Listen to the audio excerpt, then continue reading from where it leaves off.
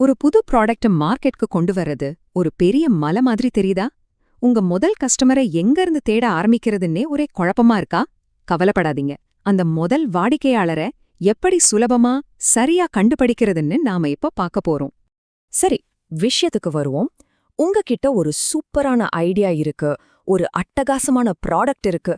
ஆனா இது எல்லாத்தையும் விட ஒரு பெரிய கேள்வி நம்ம முன்னாடி நிக்குது. இத முதல்ல காசு கொடுத்து யாரு வாங்குவாங்க? இந்த ஒரு கேள்விதான் பல புது முயற்சிகளுக்கு முதல் தடையா இருக்கு. இங்கதான் நிறைய பேர் தப்பு பண்றாங்க. ஏன் ப்ராடக்ட் எல்லாருக்கும் பிடிக்கும் அப்படின்னு நினைச்சு ரொம்ப பொதுவா மார்க்கெட்டிங் பண்ணுவாங்க.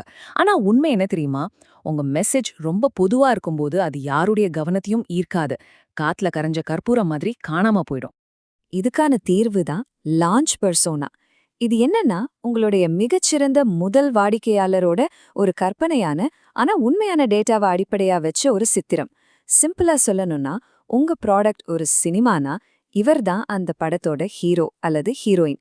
இந்த நபர் யார், அவங்களுக்கு என்ன தேவை, அவங்க எப்படி யோசிக்கிறாங்கன்னு புரிஞ்சுக்கிறது தான் இதோட மொத்த நோக்கம். நம்மளோட இந்த முழு பயணமும் இந்த ஒரு சக்தி வாய்ந்த கேள்வியை சுத்தி தான் இருக்க போகுது. இந்த கேள்விதான் உங்க வெற்றி பயணத்துக்கான ஒரு காம்பஸ் மாதிரி. இதுக்கு மட்டும் பதில் கிடைச்சிட்டா பாதி வெற்றி கிடைச்ச மாதிரி தான். சரி, அப்போ இந்த பெர்சோனாதை எப்படி உருவாக்குறது? வாங்க பார்க்கலாம். முதல் படி அவங்களோட அடிப்படை அடையாளத்தை, அதாவது அவங்க யார் அப்படிங்கறத வரையறுக்கிறதுல இருந்து தான் தொடங்குது. இதுதான் ஃபவுண்டேஷன். முதல்ல நம்ம உருவாக்க போற அந்த கற்பனை நபருக்கு ஒரு பெயர் கொடுப்போம். அவருக்கு ஒரு வயசு, என்ன வேலை செய்றார், எங்க இருக்காருன்னு சில அடிப்படை தகவல்களை முடிவு பண்ணுவோம். இது வெறும் நம்பர்ஸ் கிடையாது. உங்க கஸ்டமரோட கதை இங்க தான் ஆரம்பிக்குது. இந்த விவரங்கள் மூலமா அவங்க ஒரு நிஜமான நபரா நம்ம கண் முன்னாடி வர ஆரம்பிப்பாங்க. ஓகே, அவங்களோட வெளி விவரங்களை பார்த்தாச்சு. இப்போ கொஞ்சம் ஆழமா போய் அவங்க மனசுக்குள்ள என்ன ஓடுதுன்னு எட்டி பாப்போமா? ஒரு மனுஷனை உண்மையிலேயே இயக்கிறது எதுன்னு புரிஞ்சுக்கிறது தான் இங்க ரொம்ப முக்கியம். அவங்களோட நம்பிக்கைகள் என்ன, அவங்களோட லட்சியம் என்ன, சும்மா இருக்கும்போது என்ன பண்ணுவாங்க, இந்த மாதிரி உளவியல் விஷயங்களை புரிஞ்சுக்கும் போதுதான் அவங்க ஏன் சில குறிப்பிட்ட முடிவுகளை எடுக்கிறாங்கன்னு நமக்கு ஒரு தெளிவான பிக்சர் கிடைக்கும். இதுதான் அவங்களோட உண்மையான உந்து சக்தியை கண்டுபிடிக்கிற ரகசியம். இப்போ ரொம்ப ரொம்ப முக்கியமான ஒரு விஷயத்துக்கு வர்றோம். உங்க ப்ராடக்ட் ஒரு மருந்துனா முதல்ல வியாதி என்னன்னு தெரியணும் இல்லையா? அவங்க தினசரி சந்திக்கிற சவால்கள் என்ன, எது அவங்கள ரொம்ப டென்ஷன் ஆக்குது, அவங்க உண்மையிலேயே என்ன மாதிரியான ஒரு தீர்வை எதிர்பார்க்கறாங்கன்னு ஆழமா புரிஞ்சுக்கிட்டா மட்டும்தான் உங்க ப்ராடக்ட அவங்களுக்கான சரியான தீர்வா நீங்க காட்ட முடியும். ஓகே, அவங்க யாரு, ஏன் அப்படி இருக்காங்கன்னு புரிஞ்சுக்கிட்டோம். இப்போ அடுத்த கட்டத்துக்கு போவோம். அவங்க எப்படி ஒரு பொருளை வாங்குறாங்கன்னு பார்க்க போறோம். ஒரு பொருளை வாங்குறதுக்கு முன்னாடி அவங்க என்னென்ன படிகளை கடந்து போறாங்கன்னு பார்க்கலாம்.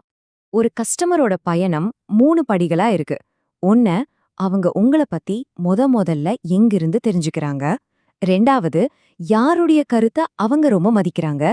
3வது, அந்த வாங்கு பட்டனை அழுத்துறதுக்கு முன்னாடி அவங்க மனசுல என்ன ஓடுது.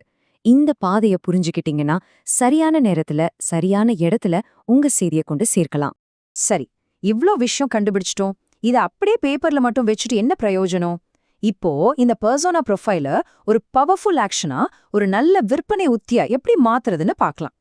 நீங்க உருவாக்குன அந்த பெர்சோனா இந்த 3 முக்கியமான கேள்விகளுக்கு பட்டுன்னு பதில் சொல்லும்.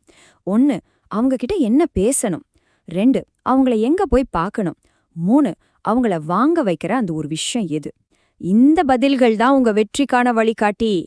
வாங்க ஒரு சின்ன உதாரணம் பார்க்கலாம். பொதுவா ஒரு மெசேஜ் இருக்கு: எங்க புதிய ஆப் உங்க நேரத்தை மிச்சப்படுத்தும். இது ஓகே தான், ஆனா ரொம்ப பொதுவா இருக்கு. இப்போ பெர்சோனாவை மனசுல வச்சு பேசுற மெசேஜ பாருங்க. பேப்பர் ஒர்க்ல மணி நேர கணக்கா நேரத்தை வேஸ்ட் பண்ணாதீங்க. உங்க கஸ்டமர்ஸ் மேல கவனம் செலுத்துங்க. இது ஒரு குறிப்பிட்ட நபரோட வலிய நேரடியா தொட்டு பேசுது. 2ல எது அதிக சக்தி வாய்ந்ததுன்னு உங்களுக்கே புரியும். ஓகே, எல்லாம் சூப்பரா போயிட்டு இருக்கு. ஆனா இங்க ஒரு முக்கியமான ஸ்டெப் இருக்கு. அதை மிஸ் பண்ணிடவே கூடாது.